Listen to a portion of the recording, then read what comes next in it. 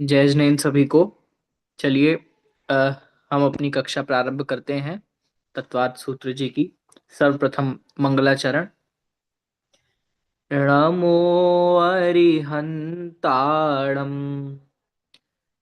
नमो सिद्धाणं, नमो आयर्याणं, नमो उबज्झायाणं, नमो लोये सब्बसाहुणम्। मोक्षमार्गस्य नेतारं, भेत्तारं कर्म भूभृताम्, ज्ञातारं विश्वतत्त्वानां, वन्दे तद्गुणलब्धये।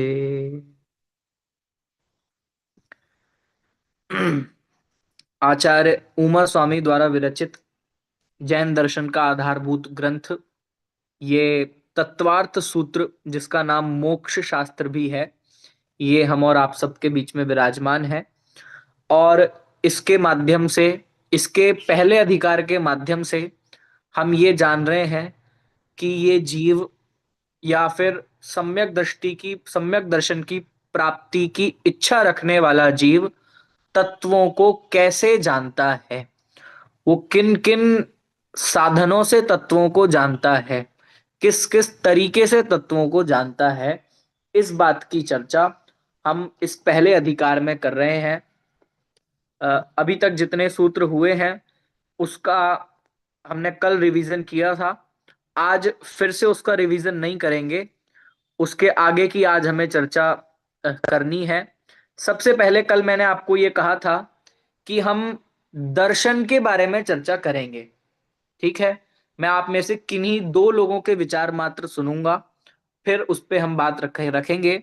हम बात करते हैं कि ज्ञान दर्शन, ज्ञान दर्शन, ज्ञान दर्शन, आत्मा के गुण, या फिर जब उपयोग की बात करते हैं तो ज्ञानोपयोग, दर्शनोपयोग, या फिर और भी बहुत सारी जगह है जब ज्ञानावरण, दर्शनावरण, वहां पे भी दर्शन शब्द आता है। फिर ये सम्यक दर्शन पढ़ते हैं, यहाँ भी सम्यक दर्शन शब्द आता है। तो दर्शन शब्द बहुत सारी जगह आता है। हम बोलते हैं जैन दर्शन, तब भी दर्शन शब्द आता है। तो आप लोग इस दर्शन शब्द से क्या समझते हैं, इतना मैं जानना चाहता हूं। जब हम बोलते हैं कि आत्मा का गुण है दर्शन, चलिए जो भी बताना चाहें वो हैंड रेस करके बता सकते हैं जल्दी से। हाँ जी, परिधि जी। तो दर्शन के बारे में इतना पता है कि दर्शन मतलब सामान्य प्रतिभास। पर वेरी उसकी नाइस। और भी मतलब डेफिनेशंस पता चली ढूंढने पर। तो जी। जैसे पहले ऐसा आया कि अवग्रह में हमने पढ़ा कि ये कोई पुरुष है, पर उसके पहले हमें लेकिन कुछ है वो दर्शन है, वो पुरुष है, वो अवग्रह है। तो वो दोनों में भेद इस तरह से है। और फिर एक ऐसे पता चला द्रव्य संग्रह में कि जैन सिद्धांत में आत्मा ज्ञान गुण से तो पर पदार्थ को जानता है। जो ज्ञान और दर्शन है उसमें ज्ञान गुण से पर पदार्थ को जानता है और दर्शन गुण से आत्मा को जानता है। हम्म। तो जैसे कि अग्नि का दहन गुण जो है वो चलाता है, और जो पाचन गुण है वो पाचन क्रिया के काम आता है। तो वो है तो एक ही, पर फिर भी विषय भेद, मतलब वो किस विषय पे काम कर रहा है उस हिसाब से उसके दो भेद होते हैं। तो उसी तरह से यहाँ पे भी ज्ञान और दर्शन के भेद है। और बहुत सिंपल, मतलब एक और ये बात हुई कि जो दर्शन और ज्ञान केवली को एक साथ अक्रम से होते हैं, पर छद्मस्तु को पहले दर्शन होता है फिर ज्ञान होता है। तो बहुत कम भेद है चलिए, पर। Very nice, very nice. आपने काफी कुछ बहुत अच्छे से रिसर्च करके दर्शन और ज्ञान, इन दोनों के अंतर को और दर्शन के स्पष्टीकरण को किया। लेकिन आपने ग्रंथों के आधार से बहुत अच्छा बताया।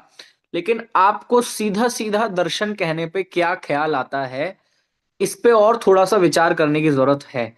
दर्शन बोला, जैसे आपने बोला सामान्य प्रतिभास, अब शब्दों में हमने ये बोल दिया सामान्य प्रतिभास। मैं पूछता हूं ये सामान्य प्रतिभास मतलब क्या, आप कैसे इसको डिफाइन करेंगे? चलिए बहुत अच्छा, मैं अभी फिर से आपके पास नहीं आ रहा, और कोई एक और किसी से मैं पूछूंगा, फिर से जल्दी से जो भी हैंड रेस करें। एक और किसी से पूछेंगे कि दर्शन का मतलब क्या है। हाँ संजय जी।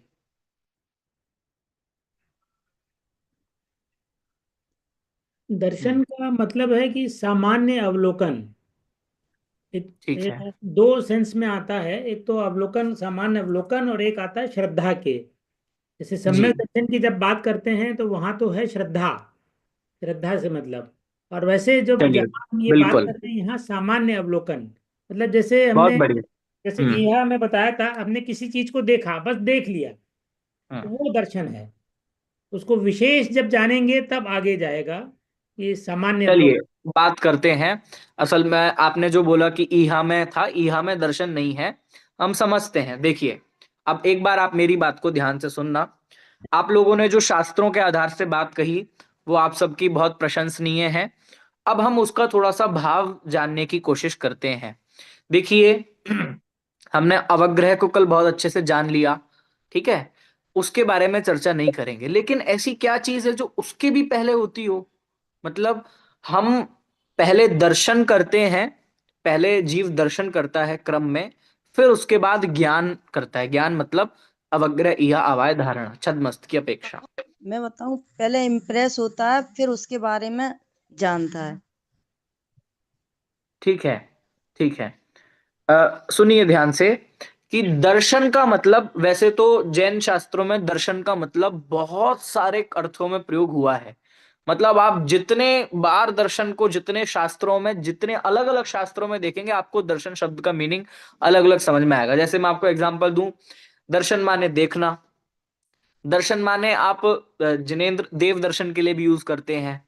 फिर देखने में आप दर्शन माने अ, जो सम्यक दर्शन के साथ यूज होता है, वहां पे आप श्रद्धा के अर्थ में दर्शन को यूज करते हैं। जब एकेडमिक फील्ड में जब दर्शन शब्द यूज होता है, तब वहां पर फिलॉसफी के रूप में दर्शन को मानते हैं। जैसे जैन फिलॉसफी, जैन दर्शन, सांख्य दर्शन, बौद्ध दर्शन, फिलॉसफी के रूप में मानते हैं। फिर इसके बाद मत, मान्यता, मान्यता को भी, बिलीफ सिस्टम को भी हम दर्शन कहते हैं। इस तरह से दर्शन के बहुत सारे अर्थ होते हैं। और एक जो आत्मा के गुण वाला दर्शन है, उसके लिए हम सामान्य अवलोकन शब्द यूज करते हैं। ठीक है, ऐसे और भी बहुत सारे अर्थ आपको मिल जाएंगे। अभी ऑन स्पॉट मेरे दिमाग में ये सात छह सात अर्थ याद आए तो मैंने आपको बताया। मेरे को अभी जो बताना है वो आत्मा के गुण वाला दर्शन बताना है, जो हम दर्शनोपयोग बोलते हैं, या फिर जो जिसके बारे में हम दर्शनावरण में बात करते हैं कि दर्शनावरण कर्म जिसका आवरण करता है, वो दर्शन क्या चीज है, मैं उसके बारे में बात थोड़ी सी करना चाहता हूं। कि अवग्रह के पहले भी क्या होता है, सामान्य अवलोकन होता है। सामान्य अवलोकन का मतलब क्या है? कि सामान्य अवलोकन का मतलब, मैं शास्त्रों को पढ़ के और जो मैं फील कर पा रहा हूं वो मैं आपके साथ शेयर करता हूं।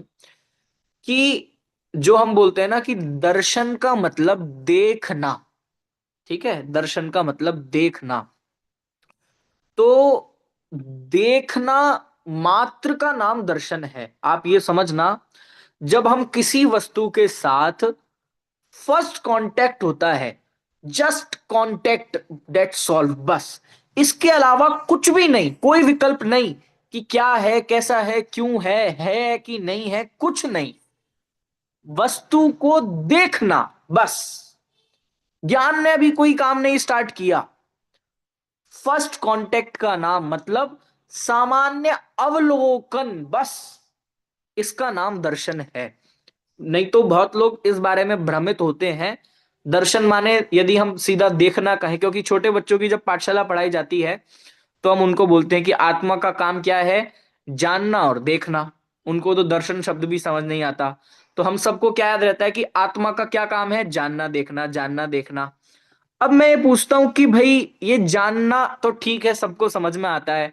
अब देखने के बारे में लोग ये समझते कि जो हम आंखों से देख रहे हैं या किसी भी रूप में देख रहे हैं, उसको हम दर्शन समझते हैं।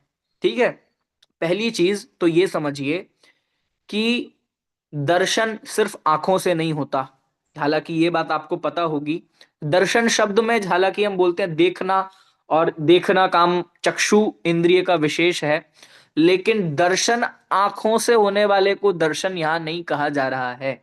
वो तो लोक व्यवहार में जो दर्शन बोलते हैं, देव दर्शन या अन्य चीजों को दर्शन जब यूज करते हैं तब चक्षु इंद्रिय से देखने वाली चीज को दर्शन बोलते हैं। यहाँ पे चक्षु इंद्रिय से देखने वाली चीज को दर्शन नहीं कहा जा रहा है।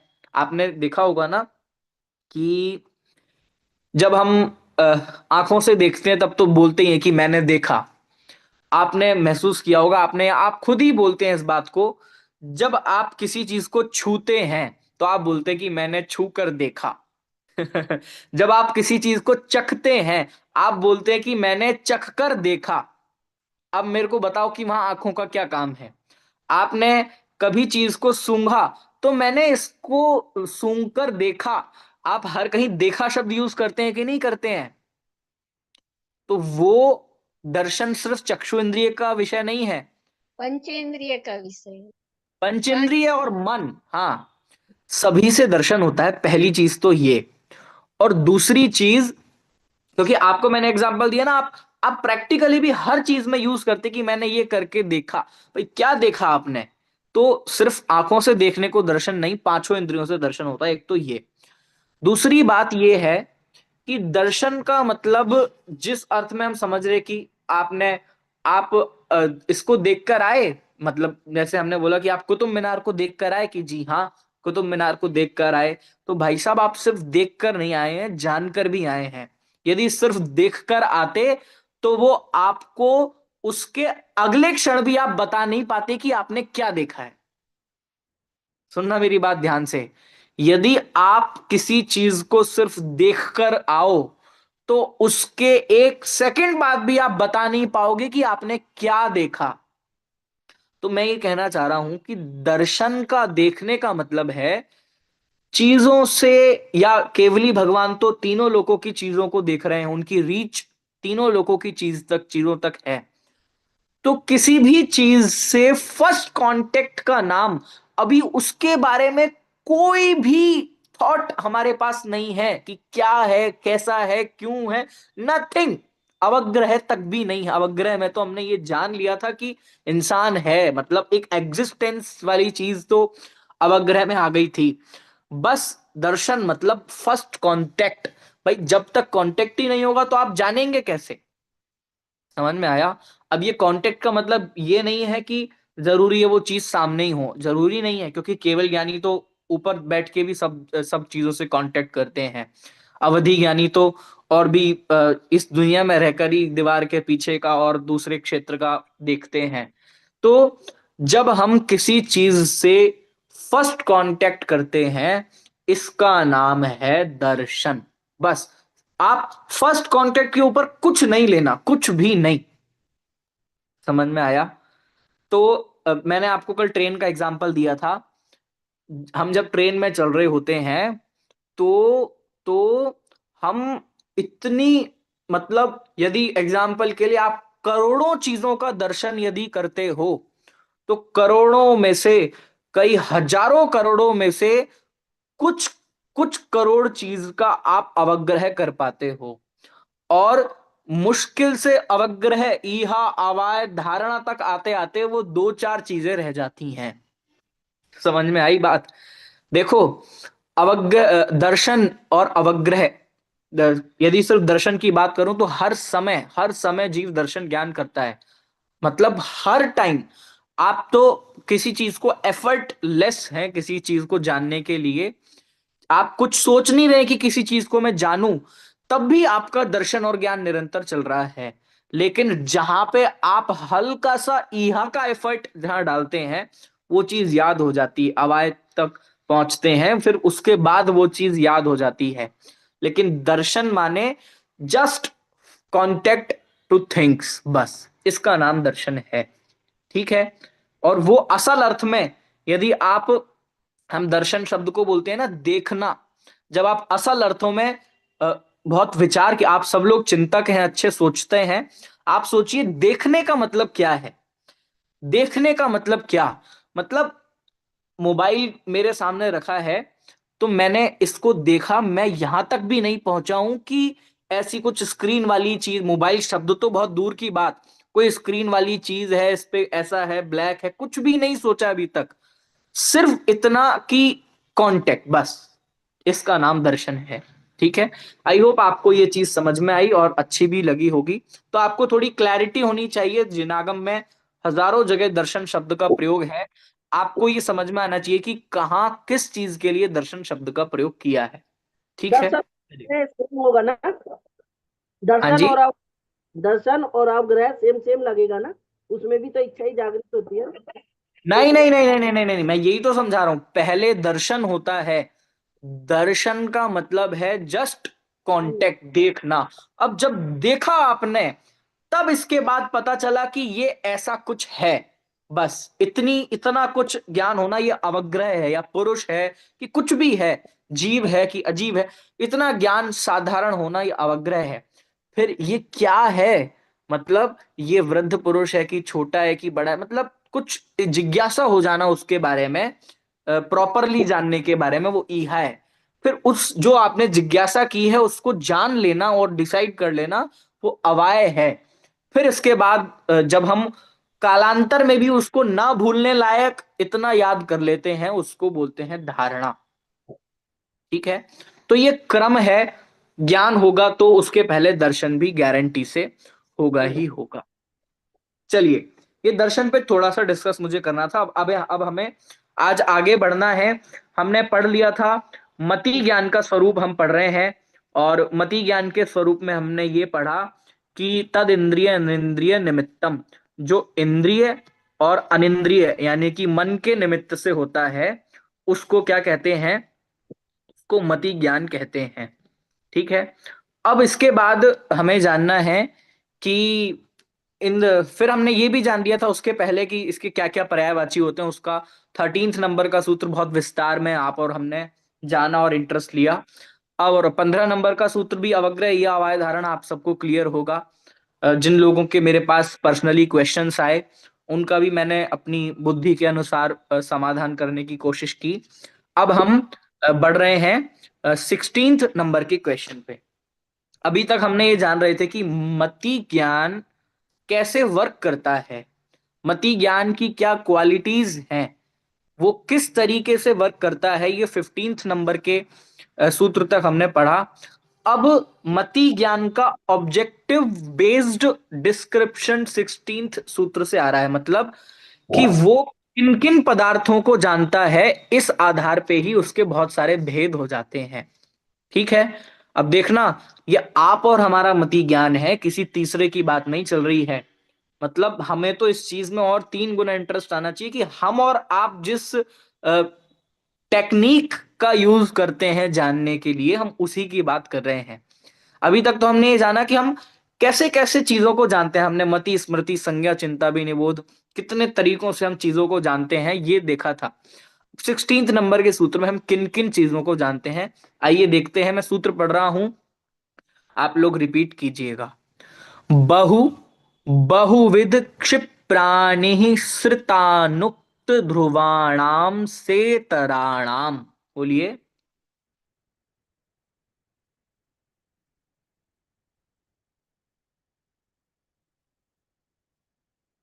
मैं फिर से अब दूसरी बार इस सूत्र को थोड़ा सा तोड़ तोड़ कर बोलता हूं, रुक रुक कर। ठीक है, मैं अभी अर्थ की अपेक्षा इस सूत्र को नहीं तोड़ रहा हूं, सिर्फ उच्चारण की दृष्टि से इस सूत्र को तोड़ रहा हूं। अर्थ की अपेक्षा अभी फिर से तोड़ेंगे। उच्चारण आप लोग सब लोग कहेंगे, मैं बोलता हूं आराम आराम से। बहु बहुविध क्षिप्राणि श्रितानुक्त ध्रुवाणाम सेतराणाम।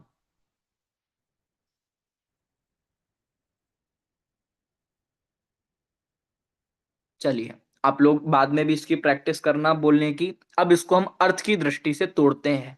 मैंने आपको क्या प्रश्न बताया कि ये मति ज्ञान किन किन चीजों को जानता है, तो उन्होंने कहा पहले नंबर पे आप लोग गिनते जाना, बहु को जानता है, फिर बहुविध को जानता है, दूसरी चीज हो गई। फिर तीसरे नंबर पे क्षिप्र, आपको शब्द सूत्र में ये सब दिखने चाहिए। तीसरे नंबर पे क्षिप्र को जानता है। फिर इसके बाद चौथे नंबर पे अनिश्चित को जानता है। फिर पांचवें नंबर पे अनुक्त को जानता है और छठवें नंबर पे ध्रुव को जानता है। अब यहां जो ध्रुवाणाम इस तरह का ये जो विभक्ति प्रयोग की है, ये षष्ठी विभक्ति है। इसका मतलब है इन सब का ज्ञान करता है, ऐसा। ठीक है। अब इसके बाद स इतर इतराणाम, स सेतराणाम, इसका क्या मतलब है? इसका मतलब है कि एक तो ये छह बहु, बहुविध, क्षिप्र, अनिश्रित, अनुक्त, ध्रुव और इनसे इतर, सह इतर, इनसे इतर मतलब इनके उल्टे, इनसे अलग जो हैं उनको भी जानता है। अब इनसे अलग क्या है वो भी अभी हम देखेंगे। आपको सूत्र का मतलब बस समझ में आना चाहिए अभी तो फिलहाल। क्या कि मति ज्ञान किन किन चीजों को जानता है, या फिर कहें कि हम और आप चीजों को किन किन तरीके से, किन किन विषयों को हम जानते हैं। तो ये छह चीजें, और जब हम इतर कर देंगे, इतर का मतलब मैं बताऊंगा अभी, इतर कर देंगे तो चीजें 12 हो जाती हैं। ठीक है। 16वें नंबर के सूत्र पे आपको फोकस होना चाहिए। अभी मैं इसको थोड़ा सा हाईलाइट भी कर देता हूं।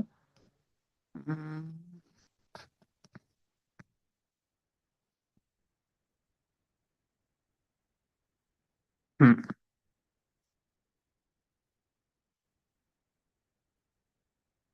ये देखिए, ये सूत्र आपके सामने मैंने हाईलाइट किया है। ठीक है। अब देखिएगा, इनका अर्थ हम समझते हैं कि इनका क्या मतलब है। तो सबसे पहले बहु, ये जो मति ज्ञान है ये बहु को जानता है। बहु का क्या मतलब है? बहुत नॉर्मल शब्द अर्थ है बहुत, कि ये जो मति ज्ञान है ये बहुत सारी चीजों को जानता है। बहुत सारी चीजों का मतलब क्या है? जैसे जैसे हमने कहा मनुष्य, ठीक है, तो मनुष्य अपने आप में एक जाति है, तो बहुत सारे मनुष्यों का ज्ञान कर रहा है, इसका मतलब है बहु। यानी कि मति ज्ञान बहुत सारी संख्या में जो चीज है उसको भी जान लेता है। इसका क्या मतलब है? बहु, बहुत को जानता है। जैसे बहुत मनुष्य, बहुत फल, बहुत पैन, तो मतलब बहुत चीजों को जानता है। ये है बहुत शब्द का अर्थ। फिर इसके बाद मति ज्ञान और किस किस चीज को जानता है? कि मति ज्ञान बहुविध को भी जानता है। किसको जानता है?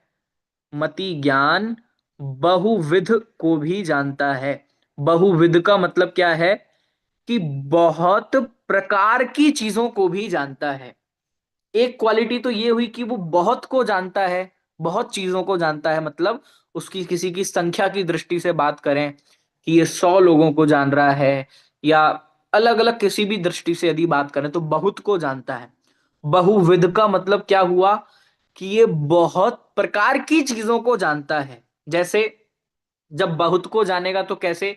जैसे एक बोरी है, उसमें गेहूं भरे हुए हैं, तो उन गेहूं को जान रहा है, ये मतलब बहुत को जान रहा है। मतलब कोई चीज जो क्वांटिटी में है, ज्यादा क्वांटिटी में, उसको जानता है। और बहुविध मतलब जब हमारे सामने गेहूं, दाल और भी 10 तरह की चीजें रखी हों, तो अलग अलग टाइप्स की चीजों को जानता है। ये इसकी दूसरी क्वालिटी है बहुविध। विध मतलब टाइप्स, प्रकार, तो बहुत प्रकार की चीजों को जानता है। अब बहु और बहुविध में क्या अंतर है? बहु का मतलब तो एक ही टाइप की बहुत सारी चीजें, और बहुविध का मतलब बहुत टाइप की बहुत सारी चीजें, अलग अलग टाइप की बहुत सारी चीजें। समझ में आया? तो बहु में जाना उसने बहुत सारे गेहूं, लेकिन बहुविध में क्या जानेगा? कि गेहूं भी, ये भी बहुत सारी चीजें। ठीक है। अब इसके बाद तीसरे नंबर पे शब्द आ रहा है क्षिप्र।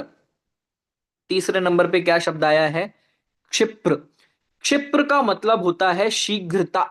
शीघ्रता, कि जो चीज एकदम तेजी से हमारे सामने से गुजर रही है उसको भी जानने में मति ज्ञान सक्षम होता है। इसको बोलते हैं कि मति ज्ञान क्षिप्र को जानता है। मतलब जो चीज, जो पदार्थ गतिशील है, तेजी से जाता है। जो हमने ट्रेन का उदाहरण देखा, ट्रेन जब 150 की स्पीड से दौड़ रही हो और बहुत सारे पेड़ हमारे सामने से एकदम दौड़ते हुए नजर में आते हैं, तो इतनी गतिशील होते हुए भी वो जानने में आते हैं, इसको बोलते हैं कि मति ज्ञान क्षिप्र को भी जानता है। ठीक है, फिर इसके बाद अगला क्या आ रहा है? अनिश्रित। क्या शब्द दिया? अनिश्रित।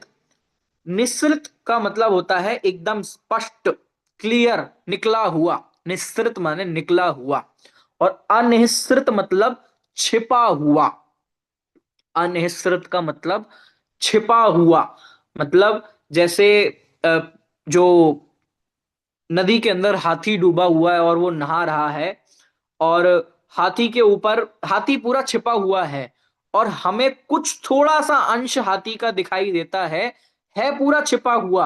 या इतना देखें कि हाथी के ऊपर बहुत सारे मच्छर मंडरा रहे हैं, और हम, या फिर हाथी की सूंड हमें दिखती है, हमें सूंड का ज्ञान होता है और हमें पूरे हाथी का ज्ञान हो जाता है। मतलब वो चीज पूरी निकली हुई, निश्रित नहीं है, पूरी क्लियर नहीं है, वो छिपी हुई है। तो छिपी हुई चीज को भी जान लेना, ये भी मति ज्ञान का एक पदार्थ का, मति ज्ञान का विषय है। इसको बोलते हैं अनिश्रित। ठीक है, अगला शब्द है, अगला शब्द है अनुक्त।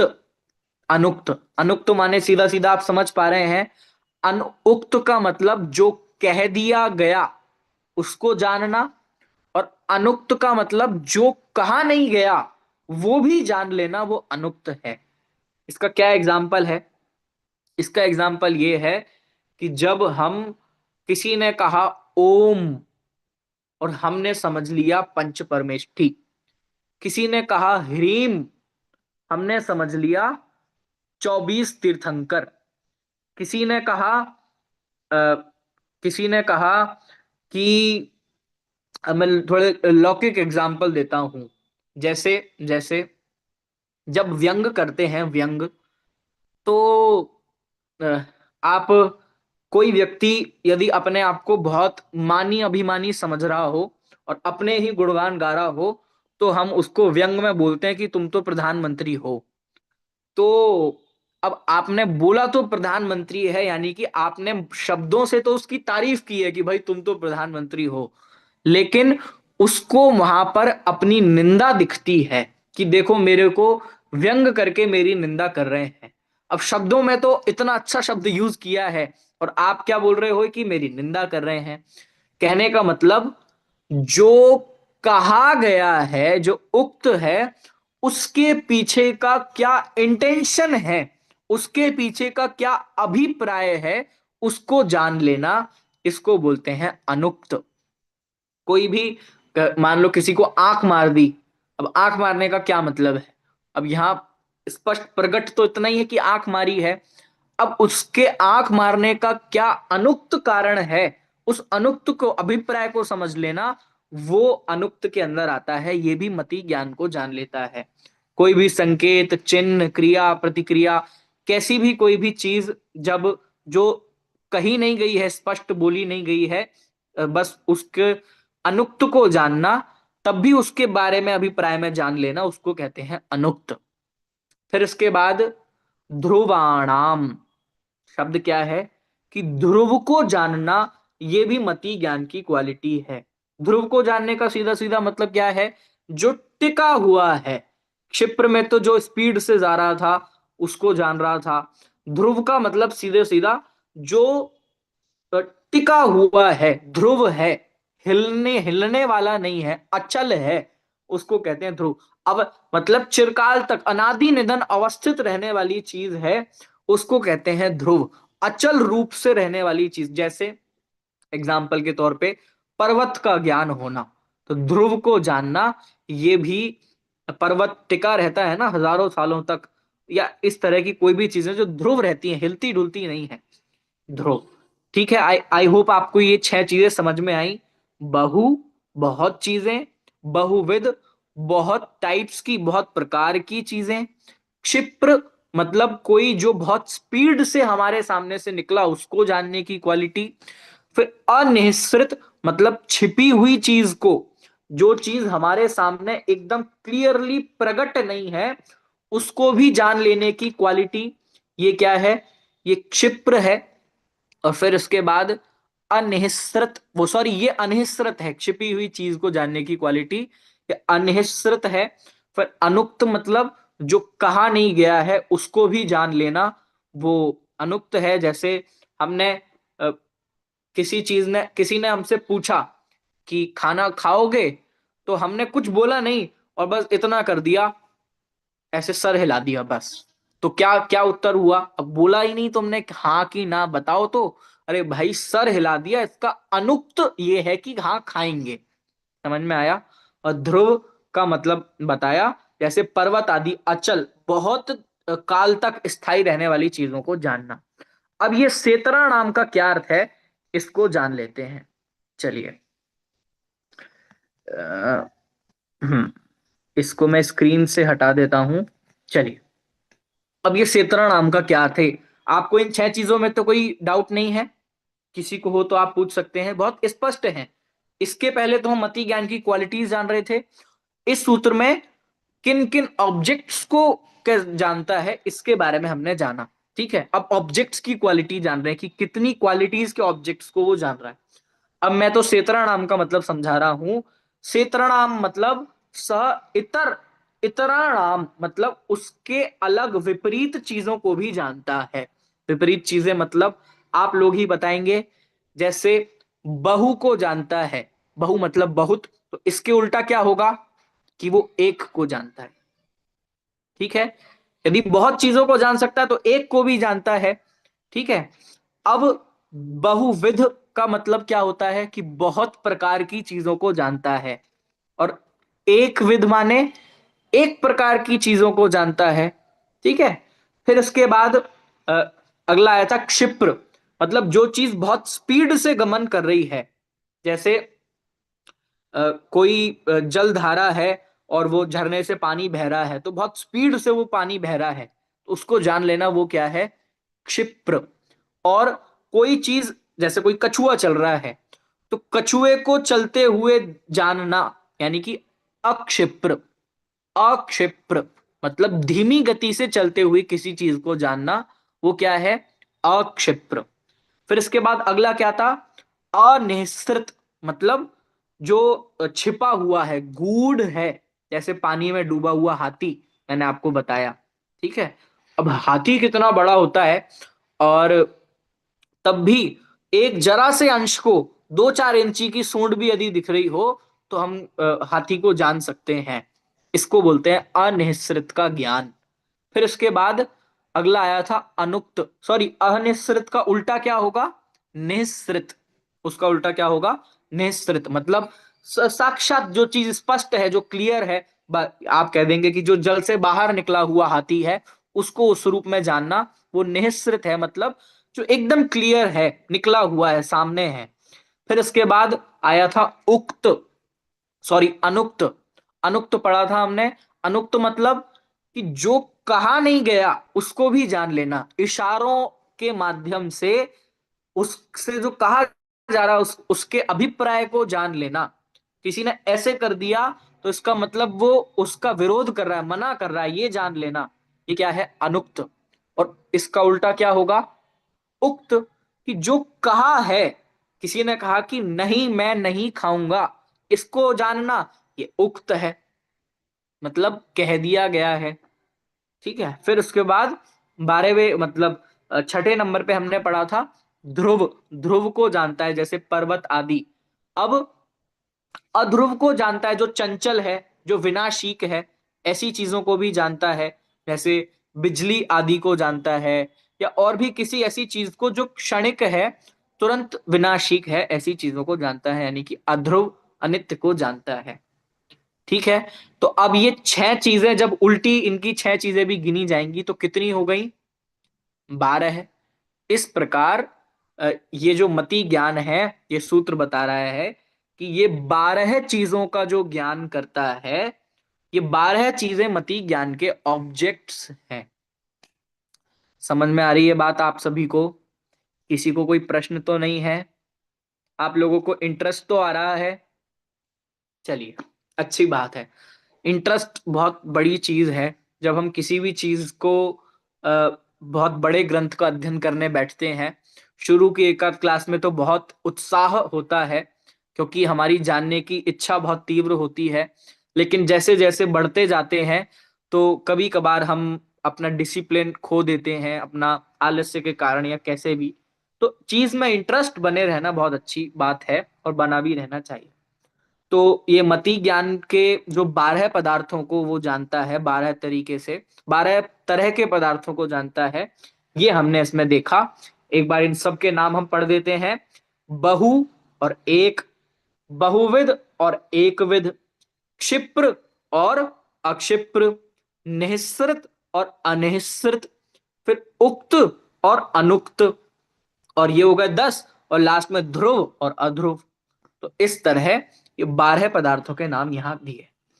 अब देखो, ये प्रश्न हो सकता है किसी को कि आपने ये तो बता दिया बहु बहुविध, अब ये बहु और बहुविध क्या, हवा में क्यों बातें कर रहे हो? तो इसके लिए अगला सूत्र बनाया 17th नंबर का सूत्र है अर्थस्य। क्या सूत्र है? अर्थस्य। कि आप ये जो हवा में बातें कर रहे हो, एक विध, एक विध, बहुविध, क्षिप्र अक्षिप्र, ये किन चीजों के बारे में बात कर रहे हो? तो 17वें नंबर का सूत्र देखिए, अर्थस्य, कि हम अर्थ के बारे में बात कर रहे हैं। अर्थ का मतलब कि ये जो भेद है ना, बहु बहुविध क्षिप्र क्षिप्राणी, ये पदार्थ के भेद हैं, ये वस्तु के भेद हैं, ये किसी ना किसी पदार्थ के भेद हैं, किसी ना किसी थिंग के भेद हैं। ये हवा में चीजें नहीं है। ये क्वालिटीज वस्तुओं में ठहरती है, ये पदार्थों में होती है, ये हवा में नहीं होती। इतना बताने के लिए ये 17वें नंबर का सूत्र बताया। आपको इस बात का आश्चर्य हो रहा होगा कि इतनी सी चीज भी कोई बताने की है कि ये पदार्थ के होते हैं। जब आपने बता दिया कि एक को जानता है, एक विध को जानता है, बहु को जानता है, बहुविध को जानता है, उक्त को जानता है, अनुक्त, तो इतनी भी चीज, ये कॉमन सेंस की बात नहीं है कि उक्त अनुक्त एक, अबे कोई ना कोई चीज होगी जभी तो वो बता रहा है। प्रश्न आपके दिमाग में होना चाहिए। तो असल में इस तरह का जो सूत्र बनाया गया है, ये जो सूत्र बनाया गया है अर्थस्य, यानी कि पदार्थों को जानता है। काफी सारे फिलोसोफर्स, दार्शनिक, दर्शन ऐसे भी हैं जो अर्थ का एग्जिस्टेंस ही नहीं मानते, जो सत्य को नहीं मानते, जो पदार्थ को नहीं मानते। तो उनका निराकरण करने के लिए कहा, क्योंकि ये चीजें सिर्फ ज्ञान में नहीं है, ध्यान देना, कि एक एकविध, बहु बहुविध, ये सिर्फ हमारे ज्ञान में ही एग्जिस्ट कर रही हैं ये चीजें, ऐसा नहीं है। ये एक्चुअल में ऑब्जेक्टिवली भी एग्जिस्ट करती हैं, सिर्फ सब्जेक्टिव नहीं है। क्योंकि प्रकरण किसका चल रहा था? प्रकरण चल रहा था मति ज्ञान का। तो कोई ये ना समझ ले कि ये सारी चीजें सिर्फ मति ज्ञान में ही एग्जिस्ट करती हैं, एक एक विद, बहु बहुविद, मति ज्ञान के अंदर ही इन सब चीजों की कल्पना हो जाती है। तो भाई साहब, ये कोई हवा में इन चीजों की कल्पना नहीं हो जाती। ये सब चीजें असल में पदार्थ में एग्जिस्ट करती हैं। इसलिए आचार्य ने सूत्र बनाया क्या? अर्थस्य। ठीक है, समझ में आया कि ये सब चीजें अर्थ के बिना नहीं होती, अर्थ का ही अवग्रह या अवाय धारणा, इस क्रम से मति ज्ञान होता है। ठीक है, इस सूत्र में ज्यादा कुछ बताने का नहीं है। अब हम अगले सूत्र पे बढ़ते हैं। अब अगले सूत्र में जो हमने अवग्रह पढ़ा था, उस अवग्रह के ही भेद बताए जा रहे हैं। देखो 17th नंबर पे जो सूत्र आया अर्थस्य, ये असल में अर्थस्य मतलब पदार्थ। ठीक है, तो पदार्थ का जब सीधा सीधा हम अवग्रह करते हैं या मति ज्ञान से उसको जानते हैं, इस बात को इन्होंने अर्थस्य से बताया। अब अगला सूत्र आ रहा है व्यंजनस्यावग्रह। क्या बोला? व्यंजनस्यावग्रह, इसका क्या मतलब है समझ लेते हैं। देखिए, दो प्रकार के अवग्रह होते हैं। अभी जब ये जो क्यू चल रही थी, अवग्रही अवाय धारणा, अब ये अवग्रही अवाय धारणा होती किसकी है एक्चुअल में? तो अवग्रही अवाय धारणा बहु बहुविध आदि इन सब चीजों की होती है। अब ये बहु बहुविध आदि सब चीजों का चारों चीजें होती हैं, अवग्रह इहा अवाय धारणा, ये चारों होता है। ठीक है, अब ये चारों किसके होता है? तो अर्थ के सारे ये चारों चीजें होती हैं। ठीक है, नॉर्मल अर्थ के। लेकिन अब ये व्यंजन क्या चीज है? व्यंजन क्या चीज है, व्यंजन के बारे में समझ लेते हैं। व्यंजन मतलब जो अप्रकट है, मतलब क्लियर नहीं है, अस्पष्ट है, स्पष्ट नहीं है, इसको कहते हैं व्यंजन। फिर से, जो एकदम व्यक्त नहीं है, क्लियर नहीं है, अस्पष्ट है, अनक्लियर है, उसको कहते हैं व्यंजन। ठीक है, अब ये व्यंजन वो अनुक्त वाला, या फिर जो हमने पीछे सूत्र में पढ़ा वो अस्पष्ट अलग चीज है, ये अस्पष्ट अलग चीज है। कैसे कैसे? वो तो हमने क्लियरली जाना था किसी चीज को, तो जैसे मैंने बोला ऐसे सर हिलाया, ये अनुक्त हुआ। अब आप ये नहीं कह सकते कि ये बात अनक्लियर है मुझे कि आपने क्या कहा। समझ में आ रही है बात? मतलब आप इस चीज का अवग्रह भी कर पा रहे हैं, ईहा भी कर पा रहे हैं, अवाय भी कर पा रहे हैं, और धारणा भी कर पा रहे हैं कि हाँ मैंने हाँ किया था। समझ में आ रही है आपको बात? या फिर आप अनिश्चित में बोले यार कि जो छिपा हुआ है, वहां मतलब था छिपा हुआ, अनक्लियर नहीं था। ठीक है, व्यंजन का मतलब होता है जो चीज एकदम क्लियर ना हो, अस्पष्ट हो, इसको कहते हैं व्यंजन। जो व्यक्त नहीं हो, इसको कहते हैं व्यंजन। तो ये कहा कि अर्थ का तो अवग्रह यह अवाय धारणा ये सारी चीजें होती हैं।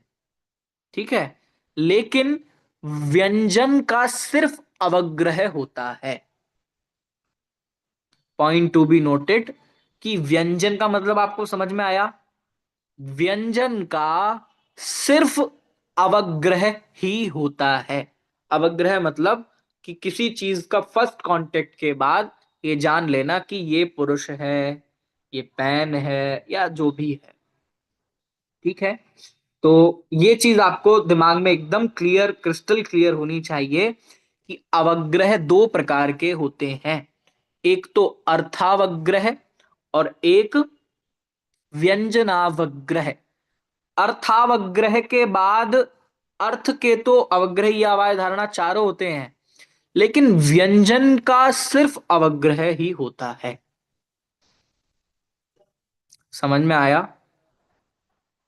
यानी कि जब चीज अस्पष्ट होती है उसको व्यंजनावग्रह बोलते हैं।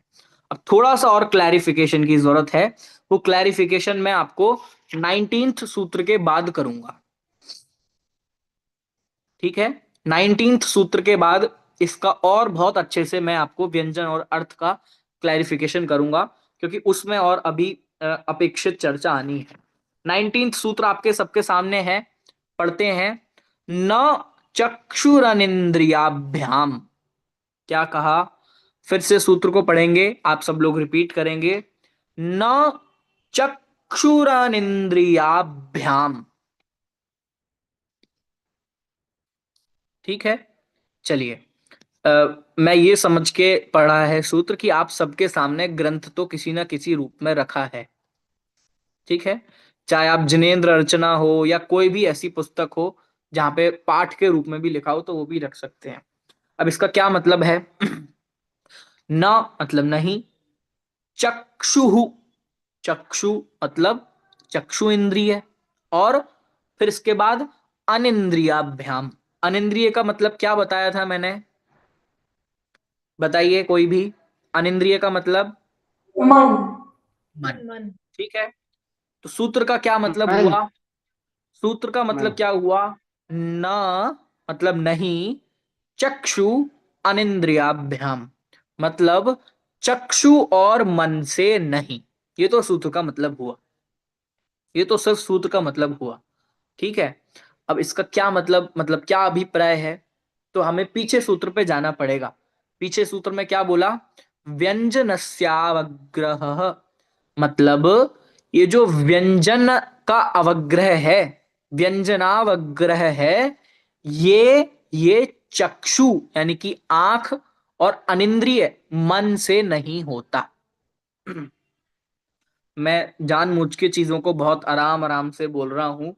पहली बार पढ़ने वालों को हो सकता है बहुत सारी बातें नई नई आ रही हैं तो मिसमैच हो। आप लोग बहुत एकाग्रता से शांति से बात को समझें। दो तरह के अवग्रह हैं, ठीक है। अब मैं तीनों सूत्रों को मर्ज करके इन तीनों सूत्रों का अभिप्राय स्पष्ट कर रहा हूं, फिर उसके बाद हमें मति ज्ञान के 336 भेद समझने हैं, ठीक है। अब सुनिए मेरी बात को।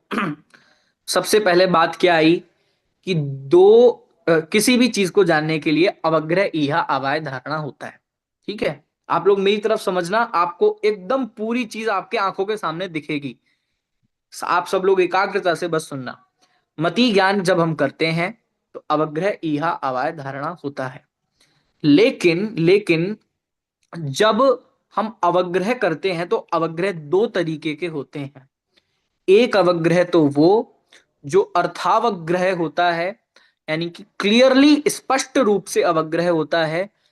व्यंजनावग्रह वो कि जिसके बाद जिसका व्यंजन का ईहा नहीं होता। व्यंजनावग्रह मतलब अस्पष्ट चीजों का सिर्फ अवग्रह होता है, ईहा अवाय धारणा नहीं होता। यहां तक कोई दिक्कत आपको किसी को नहीं। अब इसके आगे सुनिए। अब इन्होंने क्या कहा कि ये जो अर्थावग्रह है वो तो स्पर्शन, रसना, घ्राण, चक्षु, कर्ण और मन, पहले आ गई थी ना बात। जो मति ज्ञान है वो इंद्रिय और मन के निमित्त से होता है, इंद्रिया इंद्रिया निमित्तम। तो वही चीज को हम अभी दिमाग में बैठाए रखे थे। लेकिन अब इन्होंने जो व्यंजनावग्रह की बात छेड़ी तो इन्होंने ये कहा कि ये जो व्यंजनावग्रह है ये सिर्फ यानी कि जो अस्पष्ट अनक्लियर चीजों का, अव्यक्त चीजों का जो अवग्रह है वो सिर्फ स्पर्शन से, रसना से, घ्राण से और कर्ण से, चक्षु से नहीं और मन से भी नहीं, सिर्फ चार चीजों से होता है, ठीक है। अर्थावग्रह तो पांचों इंद्रियां और मन से होगा, लेकिन जो व्यंजन अवग्रह है वो सिर्फ और सिर्फ चार से होगा। किन दो को छोड़ा, तो न चक्षुर अनिंद्रियाभ्याम, चक्षु से नहीं होगा और अनिंद्रिय से नहीं होगा, यानी कि मन से नहीं होगा, ठीक है। तो चार इंद्रियों से होगा, कौन कौन सी, स्पर्शन, रसना, घ्राण और कर्ण। इन चार चीजों से व्यंजन अवग्रह होगा और अर्थ अवग्रह सबके साथ होगा। अब इसका मैं थोड़ा बहुत कोशिश कर रहा हूं कि मैं आपको कन्वे कर पाऊं कि इसका क्या भाव है, ठीक है, क्या इसका इंटेंशन है, क्या इसका अर्थ है। जब हम किसी चीज को चक्षु से जानते हैं, मान लो मैंने चक्षु, पहला तो डिफरेंस ये है कि चक्षु और मन को अलग क्यों किया। चक्षु और मन को अलग इसलिए किया क्योंकि चक्षु और मन किसी भी चीज को जब जानते हैं तो जरूरी नहीं है वो चीज उनसे टच करे। चक्षु और मन जरूरी नहीं है आप आंख से किसी चीज को देखें और आंख आपकी टच करे, बल्कि यदि आपने आंख से किसी को टच कर दिया तो वो उसको नहीं जान पाएगी। जैसे आप काजल लगाते हैं, काजल, तो काजल को आपने आंख से टच कर दिया, क्या काजल आंख को देख पाती, सॉरी क्या आंख काजल को देख पाती है, बोलो, नहीं देख पाती। तो ये जो दो इंद्रियां है ना, एक तो चक्षु और मन, इनकी एक क्वालिटी है कि ये चीजों को बिना टच किए जानती हैं। इसको शास्त्रीय क्लासिकल लैंग्वेज में बोलते हैं ये अप्राप्यकारी हैं। मतलब ये चीजों को प्राप्त करके नहीं जानती। लेकिन जो बाकी की चार चीजें हैं, कौन कौन सी, स्पर्शन, रसना, घ्राण और कर्ण यानी कि कान, ये चार चीजें चीज को टच करके जानती है। आपको समझ तो आ रही है मेरी बात, है ना? किसी को ऐसा तो नहीं लग रहा कि बात ऊपर से जा रही है? आप मेरे को रोक सकते हैं, कोई बहुत जल्दीबाजी नहीं है। मैं अपनी तरफ से पूरी कोशिश कर रहा हूं कि मैं आपको बहुत अच्छे से समझाऊं। चक्षु और मन ये चीज को टच करके जानती हैं। मन तो आपको दिखता ही नहीं है, ठीक है? और मन कोई ऐसी चीज नहीं है, मन होता तो है अंदर, बॉडी के अंदर मन तो है, लेकिन मन को जानने के लिए अब मन अंदर के हड्डियों से टच हो रहा होगा, मांस से टच हो रहा होगा, उनको तो जान ही नहीं रहा है ना? और जिन चीजों से टच नहीं हो रहा उनको जान रहा है। तो कहने का मतलब, आंख और मन किसी चीज को टच करके नहीं जानते। जब हम काजल लगा लेते हैं तो आंख काजल को नहीं जानती, और गलती से कोई चीज को आंख से टच कर दिया तो आंख फूट जाएगी। आपको आंख को टच नहीं करना। लेकिन आप कभी किसी चीज को सुनते हैं तो उस साउंड वाइब्रेशन को आपके कान तक आना बहुत जरूरी है। बहुत लोगों को लग रहा होगा कि भाई कान से भी तो हम बिना टच किए सुनते हैं। ऐसा नहीं है।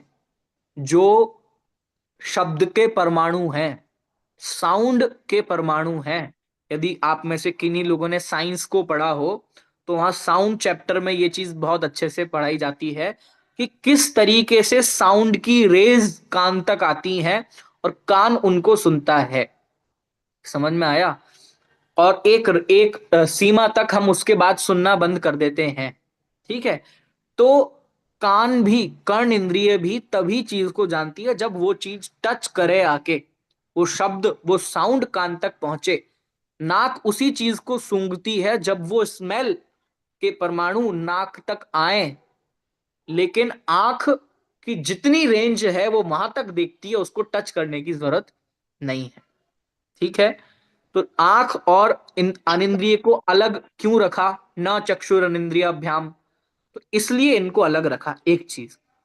दूसरी चीज कि ऐसा क्यों कहा कि चक्षु और अनिंद्रिय यानी कि मन से अर्थावग्रह तो होता है, लेकिन व्यंजनावग्रह यानी कि अस्पष्ट अवग्रह नहीं होता।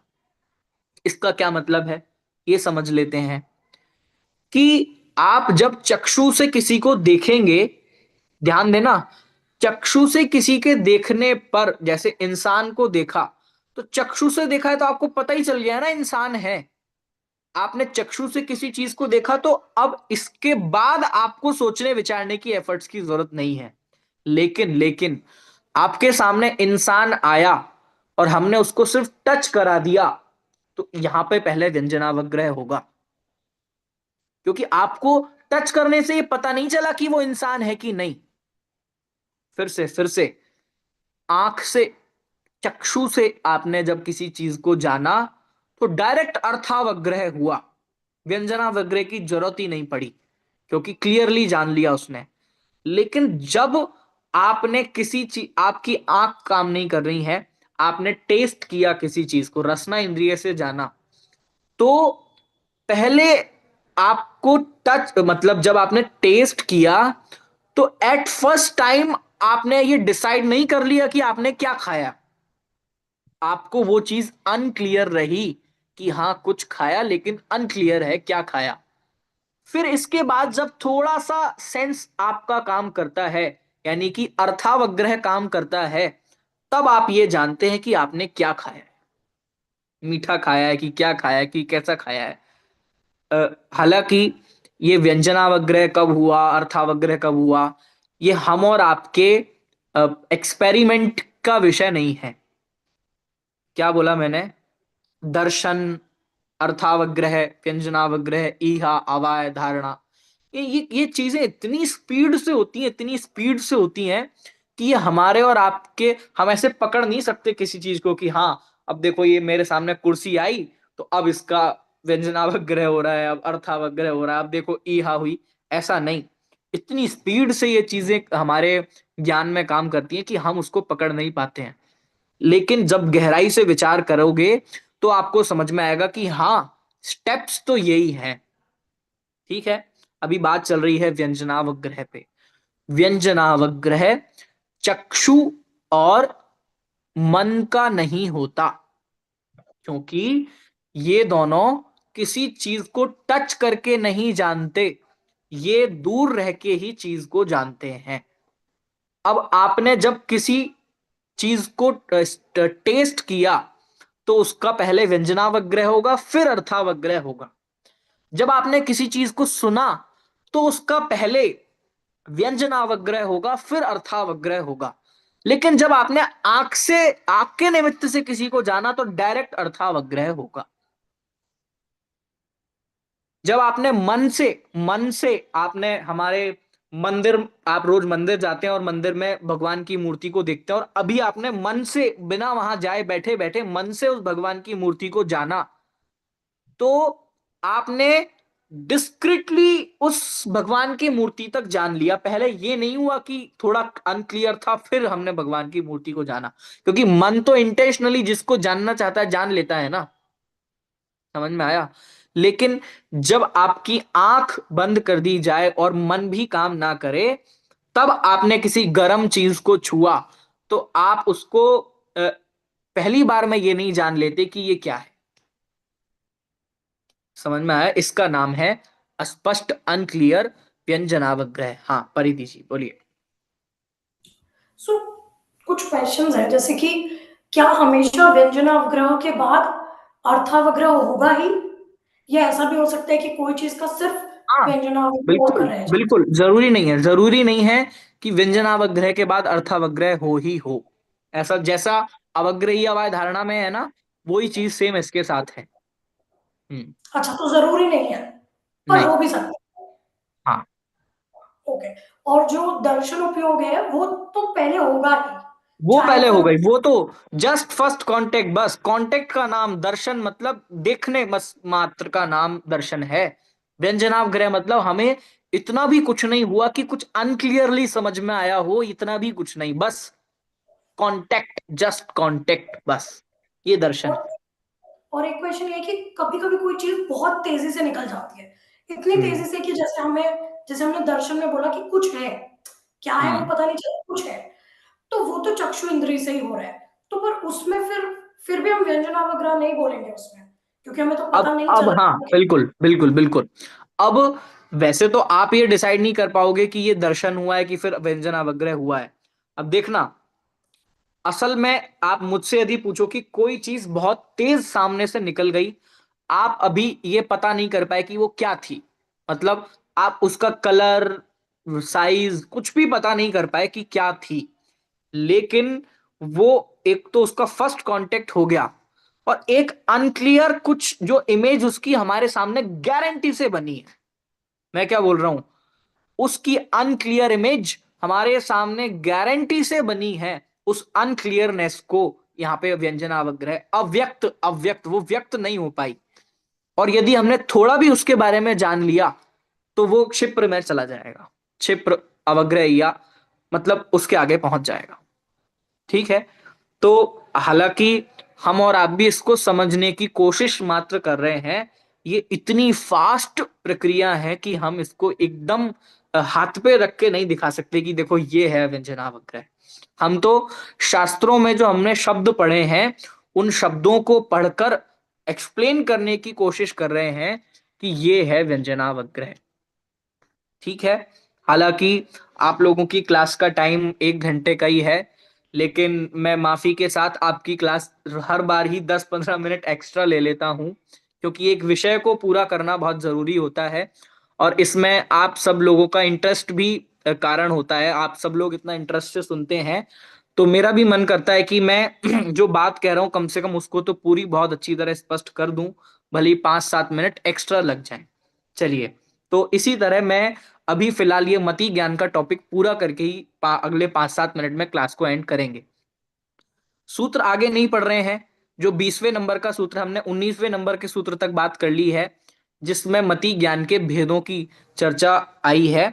20वें नंबर का सूत्र अभी हम नहीं पढ़ रहे हैं। अब हम ये देख रहे हैं कि 15वें सूत्र से लेकर 15वें सूत्र से लेकर, और भी पहले ले लो तो 14वें सूत्र से लेकर 19वें सूत्र तक हम यदि लाइन से पढ़ें तो आपको मति ज्ञान के 336 भेद नजर आएंगे।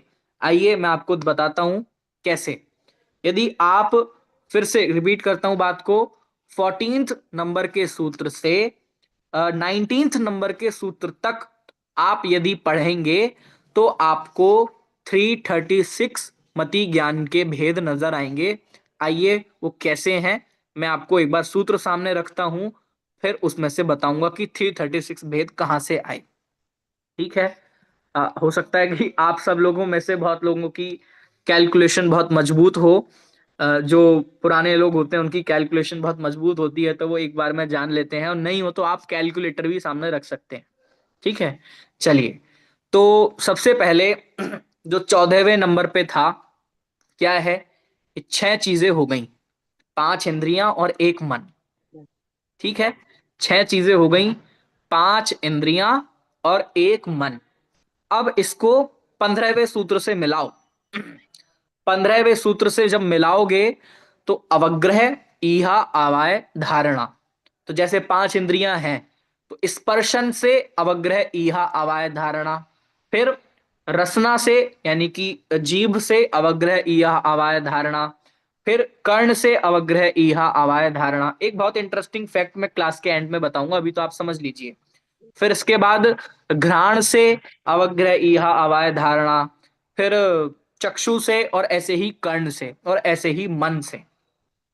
तो जब हम इन 6 को 4 से इंटू कर देंगे तो कितना होगा, बताइए जल्दी से। 24। 24 होगा। अब इसके बाद हम 16वें सूत्र पे बढ़ जाते हैं। 16वें सूत्र पे बढ़ने के बाद आपको कितनी चीजें नजर आ रही हैं, एक, बहु, बहुविध, एकविध, क्षिप्र, अक्षिप्र, निस्सृत, अनिस्सृत, उक्त, अनुक्त, ध्रुव, अध्रुव। ये 12 चीज हो गई। अब इस 24 को 12 से मल्टीप्लाई कर दो। ठीक है, 24 को 12 से मल्टीप्लाई करने पे कितने हो जाएंगे, 36 हाँ जी, नहीं 48 ऐड एग्जैक्ट करो। 288 288 288। Very nice, very nice. 24 को जब हमने 12 से इंटू किया तो क्या आया, 288। अब अगला सूत्र क्या है, अगला सूत्र है व्यंजनस्यावग्रह। अब यहां पे जो ट्विस्ट ये आया कि जो व्यंजन है उसका सिर्फ अवग्रह होता है, बाकी के 4 चीजें नहीं होती। ठीक है, और दूसरा कंडीशन क्या लगा दी कि ये चक्षु और मन से नहीं होता, चक्षु और मन से नहीं होता। ठीक है, तो क्या होगा, कितनी इंद्रियां बची, सिर्फ 4 इंद्रियां बची। 4 अब उन चार इंद्रियों को आपको सिर्फ अवग्रह चाहिए। अब 4 को 12 से इंटू करो। 12 से इंटू क्यों करो, क्योंकि वो अवग्रह तो उन सब चीजों का होगा ना, जो 16वें नंबर के सूत्र में पढ़ा हमने। तो 4 को 12 से इंटू किया तो कितना बनेगा, 48। 48। अब आपने पहले जो संख्या ली थी 288 प्लस 48 को करो,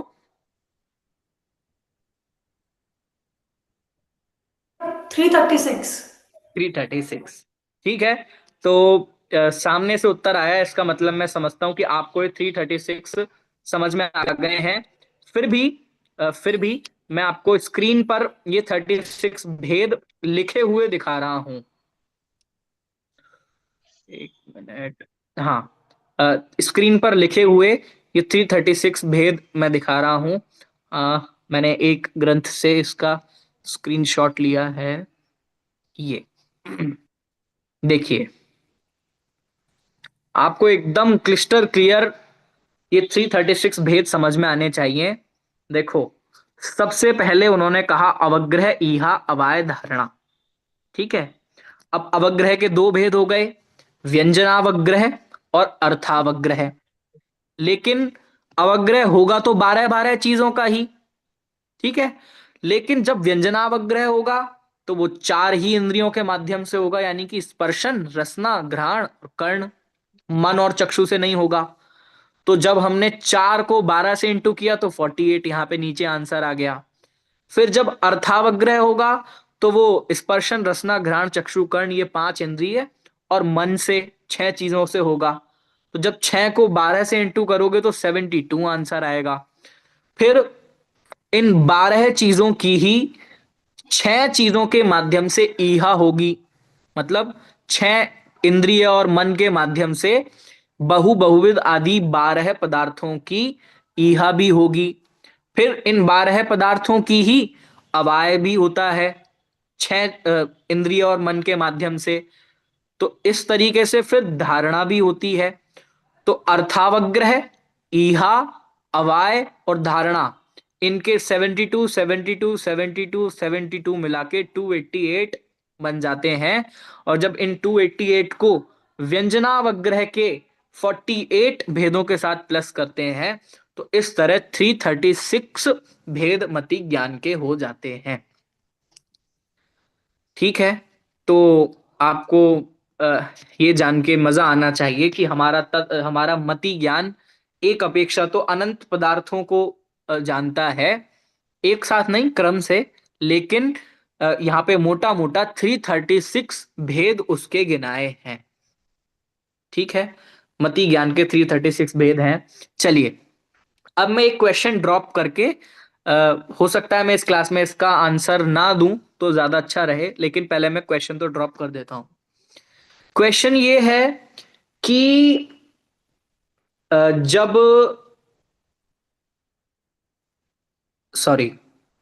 जो श्रुत ज्ञान है, श्रुत ज्ञान क्या पांचों इंद्रियों से होता है?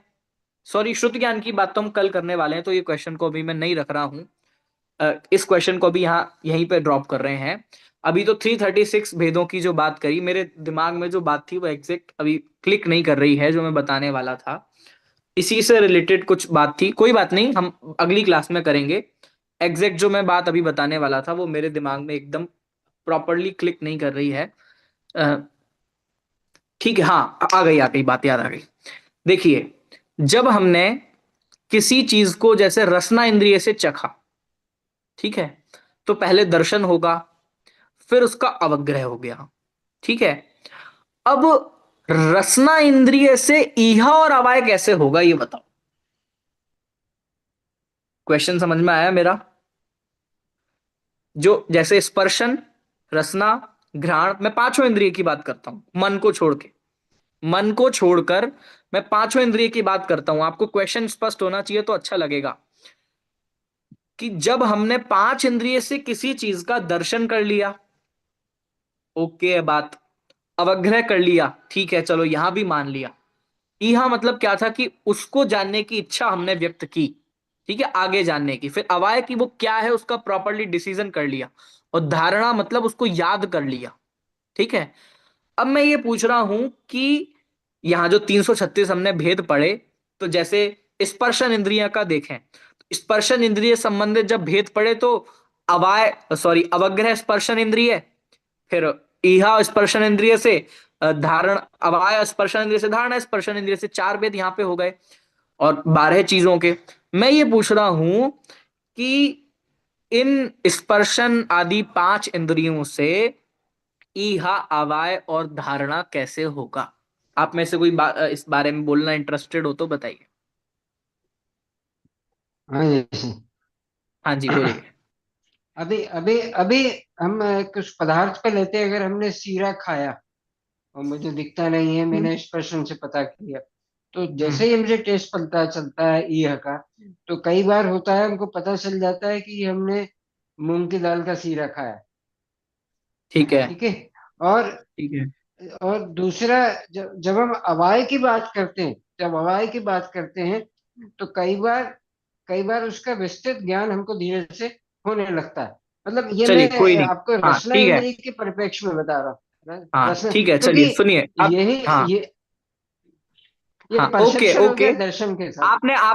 आपने जो बताया कि आपको बाद में जी। क्लियर हुआ कि वो क्या था, ये मैं मानता हूं कि ऐसा हाँ। प्रक्रिया हुई। लेकिन मेरा जो हम्म, क्वेश्चन है वो आप नहीं समझ रहे हैं। आपने जैसे रसना इंद्रिय का उदाहरण दिया, मैं ये पूछ रहा हूं कि हाँ वो जो चीज आपको पता चल गई कि मैंने ये खाया, तो इसमें हाँ जीव का क्या रोल था मुझे ये बताओ। ईहा और अवाय में जीभ का क्या रोल हुआ ये बताओ।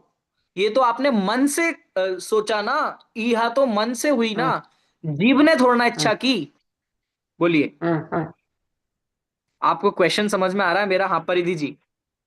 हाँ जी। पक्का नहीं पता, पर शायद जैसे अगर किसी चीज में नमक नहीं है मान लो, तो फिर जब हम उसको टेस्ट करेंगे, मतलब समझने के लिए कि यह कैसे हो रहा है, तो जब हम उसको टेस्ट करेंगे तो हम सबसे पहले अवग्रह हुआ, हमने उसको टेस्ट किया, जाना कि कुछ चखा है, फिर हम सोचेंगे कि अरे क्या, ये क्या, मतलब कुछ कम है, क्या कम है, ये जानने की इच्छा। पर वो तो आपने जीभ बोला ना, से- आपने बोला ना ये सोचेंगे, ये सोचेंगे, ये सोचना कहाँ से होगा, ये जीभ थोड़ा ना सोचती है। तो सोचना जीभ काम तो मन से होता है, तो ये तो सोचना काम आंख तो में मन भी, से।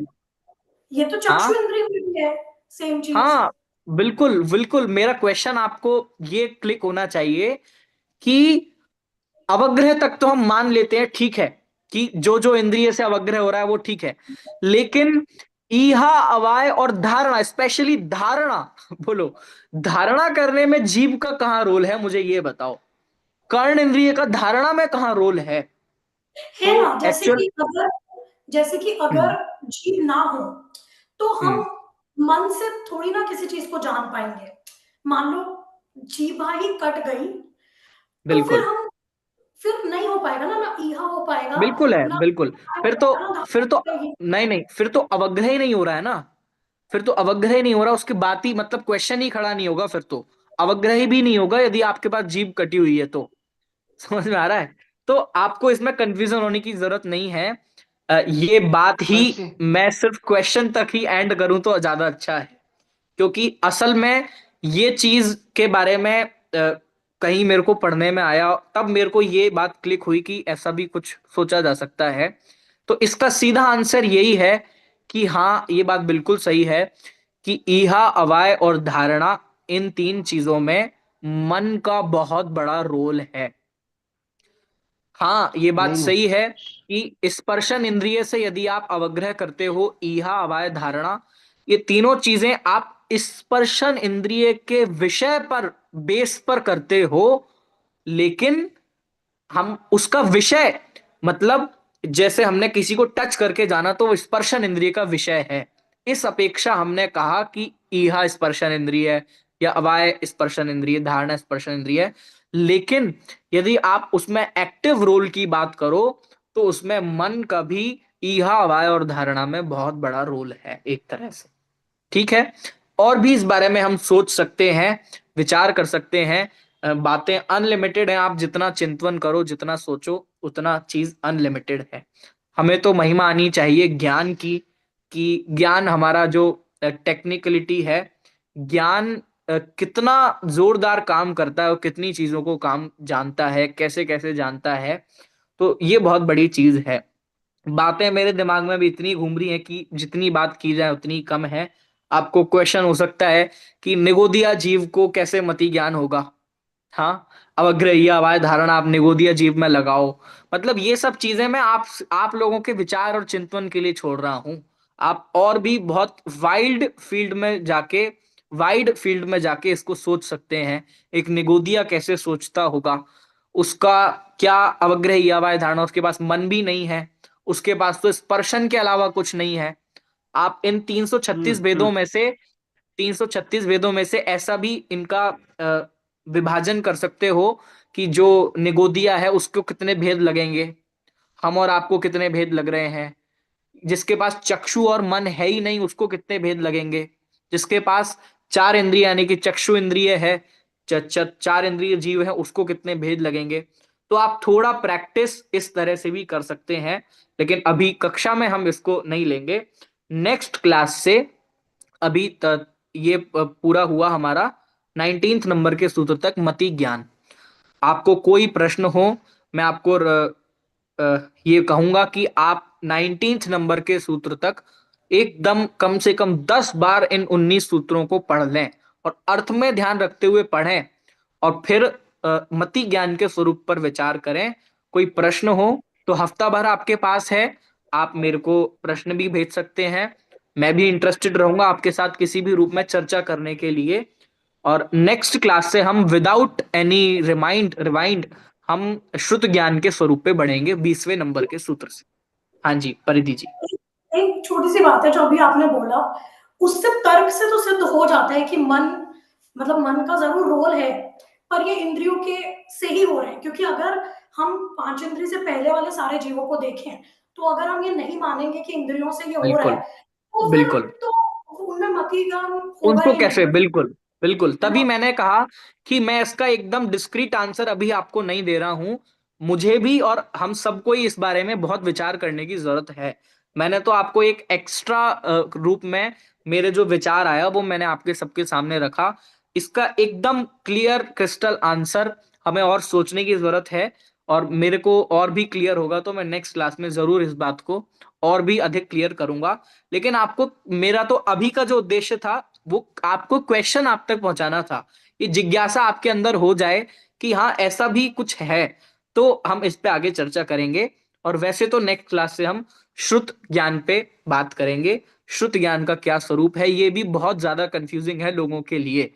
लोगों को ये पता ही नहीं है, हम और आपको, कि श्रुत ज्ञान का असल में काम क्या है, मति और श्रुत ज्ञान में अंतर क्या है, श्रुत ज्ञान क्या जानता है, कैसे जानता है, श्रुत जिनवाणी को भी बोलते हैं, श्रुत मतलब बहुत सारे तरह के इस बारे में वो चलते हैं। सब चीजों को बहुत अच्छे से हम पढ़ेंगे और क्लियर करेंगे। चलिए, इस तरह अभी की क्लास हुई, 15 मिनट एक्स्ट्रा ही हो गई, कोई बात नहीं, आप सब लोगों ने इंटरेस्ट से सुना, ये बहुत अच्छी बात है। चलिए जिनवाणी स्तुति करते हैं। जावाणी के ज्ञान वाणी से के ज्ञान से सूझे लोकालो, सूझे लोकालो, सोवाणी सोवाणी मस्तक वाणी नमो मस्तक रहूं, सजा दे सदा दे तुम। हाँ, विभदिन। आज से हम जब भी क्लास एंड करेंगे तो एक बार, सिर्फ एक बार गाकर नमोकार मंत्र भी पढ़ेंगे। वैसे तो हम 9 बार पढ़ते हैं, लेकिन 9 बार हम यदि प्रॉपर शुद्ध पढ़ेंगे तो कम से कम 5-7 मिनट का टाइम और लगेगा। लेकिन अभी यहाँ क्लास की औपचारिकता के लिए हम एक बार बहुत अच्छे से गाकर नमोकार मंत्र पढ़ेंगे। आप लोगों में से भी कोई गा सकता है, जो भी इच्छुक हो, शुद्ध जो पढ़ना चाहे। चलिए, नमो अरिहंताणम, नमो सिद्धाणम, नमो आयर्याणम, नमो नमो उवच्छायाणम, उज्जायाणम, नमो नमो लोये सब लोये सब साहू। साहूनम। बोलिए जिनवाणी माता की की जय जय। हो। जय। महान जैन धर्म की